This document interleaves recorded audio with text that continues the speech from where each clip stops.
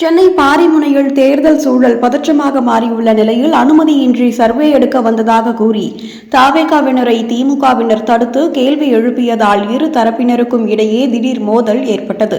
தமிழக சட்டமன்ற தேர்தல் நெருங்கி வரும் நிலையில் திமுக அதிமுக கூட்டணிகள் தவேகா நாம் தமிழர் கட்சி என 4 முனை போட்டி சூடுபிடித்து உள்ளது. முதல் முறையாக களம் காணும் தவேகா தொகுதி வாரியாக மக்கள் மனநிலையை அறிய சர்வே நடத்தி வருகிறது. அதன்படி சென்னை துறைமுகம் தொகுதிக்குட்பட்ட பாரிமுனை அங்கப்பன் தெருவில் விஜய்க்கான ஆதரவு குறித்து கேள்விகளுடன் சர்வே எடுத்துக் கொண்டிருந்த 5 பேரிடம் அனுமதி குறித்து திமுகவினர் கேள்வி எழுப்பியதால் வாக்குவாதம் மோதலாக மாறியது. இதில் மண்ணடியை சேர்ந்த தங்கபாண்டியன், அவரது சகோதரி பவானி உள்ளிட்ட 5 பேர் காயமடைந்து ஸ்டான்லி அரசு மருத்துவமனையில் அனுமதிக்கப்பட்டு உள்ளனர்.